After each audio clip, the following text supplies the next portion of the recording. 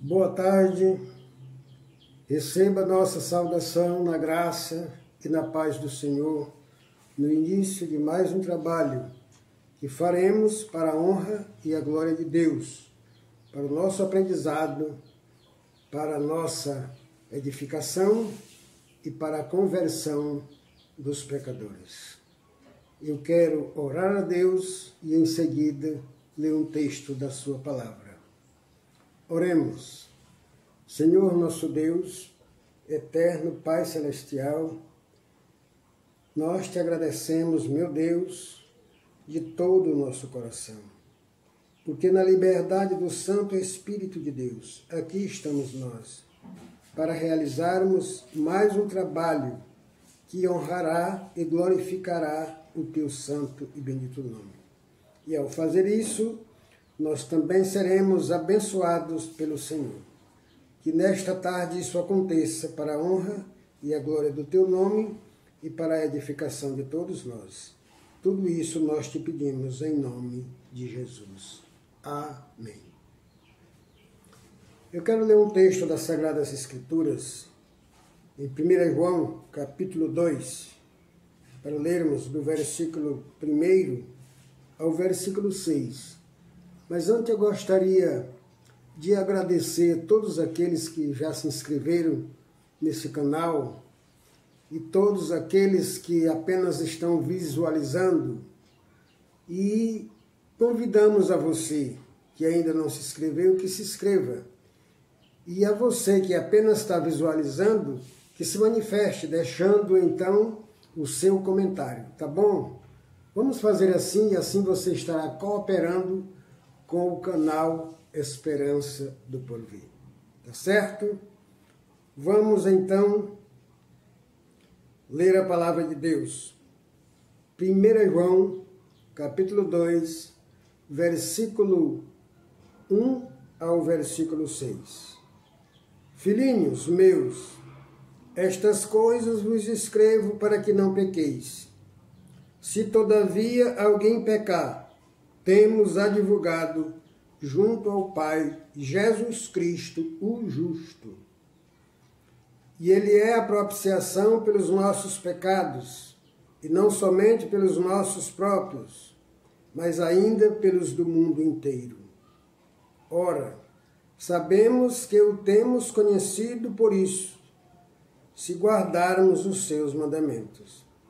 Aquele que diz, eu conheço, e não guarda os seus mandamentos, é mentiroso, e nele não está a verdade. Aquele, entretanto, que guarda sua palavra, nele verdadeiramente tem sido aperfeiçoado o amor de Deus. Nisto sabemos que estamos nele. Aquele que diz que o conhece, deve andar como ele andou. Que o Senhor nos abençoe com a leitura da sua palavra. Não existe notícia melhor do que esta para se receber ou para se dar, de termos Jesus Cristo como nosso advogado. Ter um bom advogado já é algo grandioso, e ter o melhor advogado que o mundo já conheceu, no caso Jesus Cristo, não há coisa melhor. Tá certo? Pois bem.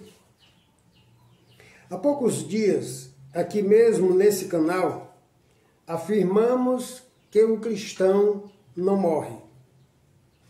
E eu acredito que isso assustou algumas pessoas. O cristão não morre. Mas a morte que o cristão não morre é a morte salário do pecado. E falamos isso baseado no que aconteceu com Enoque, que foi trasladado para não ver a morte. No capítulo 11 de Hebreus, no versículo 5, nós encontramos essa afirmação.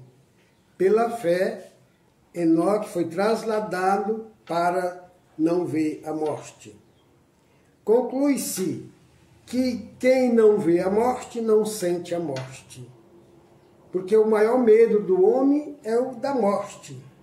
E ele, tomando conhecimento que a morte vai ser neutralizada para a passagem dele, para ele nem vê-la e nem sentir, é algo grandioso. Jesus Cristo promete exatamente isso aos seus seguidores. No capítulo 8 de João, no versículo 51, ele diz: em verdade vos digo, que quem guardar a minha palavra não verá a morte. Que promessa, não é? Não verá a morte. E esse não ver é o mesmo que aconteceu com Enoque. Ele não viu a morte. E Jesus está prometendo isso para os seus seguidores. Mas o que é a morte? Pode surgir essa pergunta. Porque às vezes a gente está imaginando que a morte é um monstro, é algo que... Mas vamos aprender nesta tarde um pouquinho acerca disso. O que é a morte? Como se descreve a morte? A morte é a separação entre o corpo e o espírito. Nós sabemos que corpo mais espírito é igual à vida, ou é igual à alma. Então, quando o corpo e o espírito se separam, o homem desaparece pela morte. Por quê?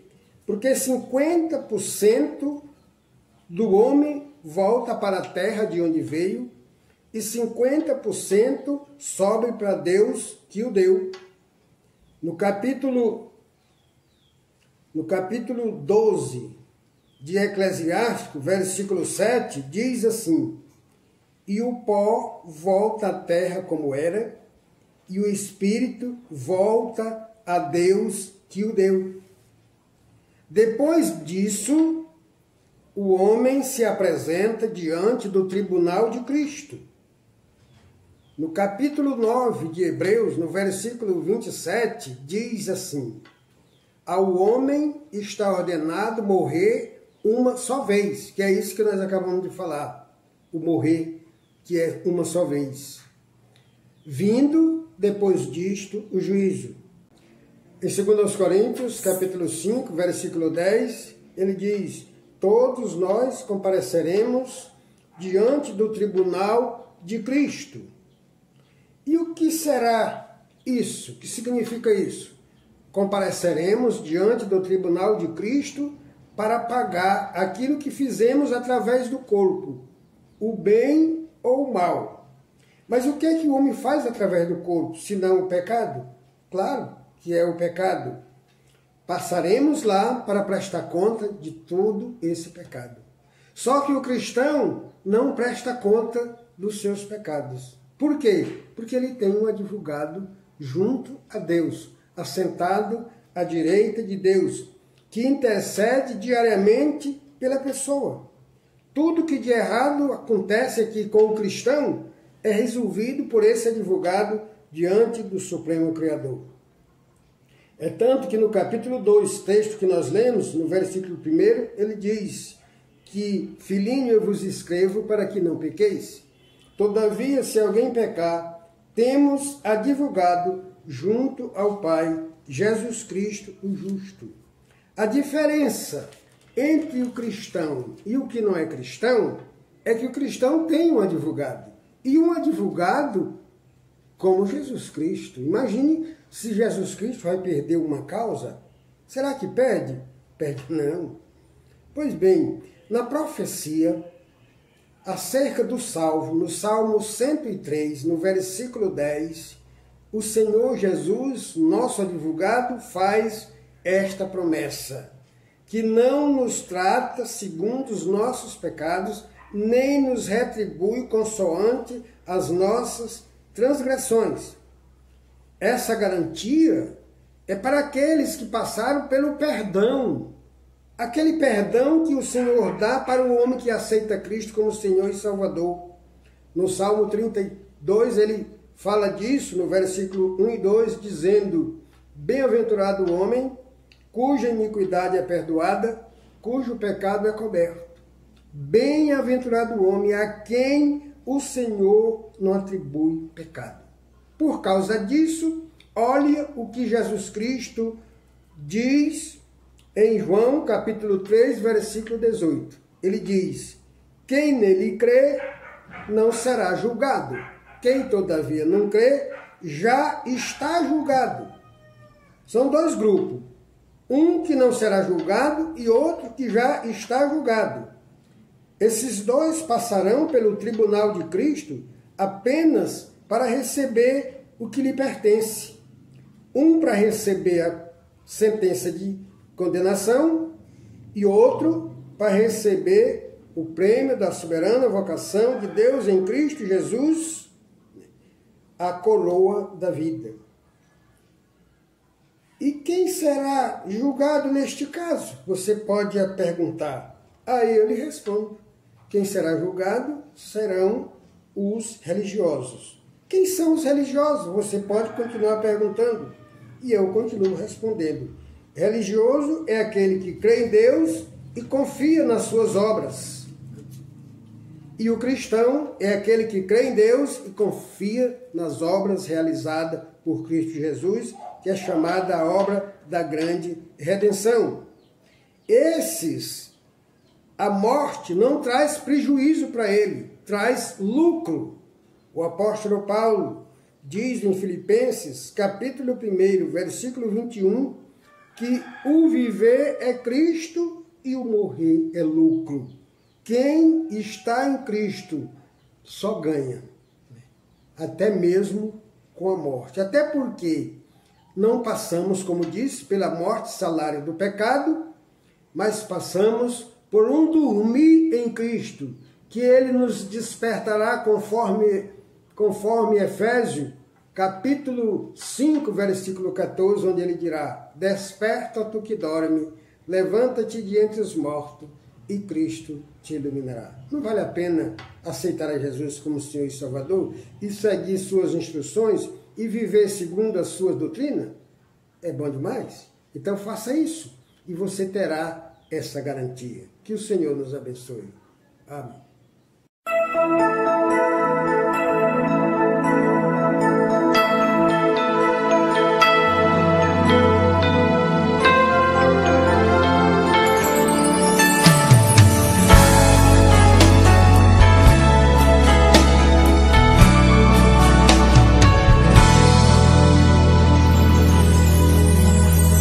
Todas as provas que eu já passei, é bem difícil, Senhor, a gente às vezes ouvir acusações do vil tentador.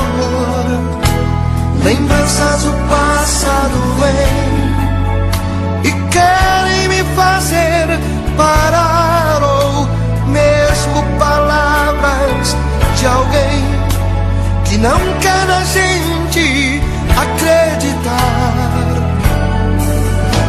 e quase parando sem forças e vigor, a gente lê a palavra e encontra bastante poder para vencer e continuar a jornada, e ver que o passado ficou para trás, pois Cristo na cruz tudo já venceu, e saber que dele não lembra mais, eu canto pra glória de Deus. Nenhuma condenação há para quem está em ti, Jesus, cuja vida coberta está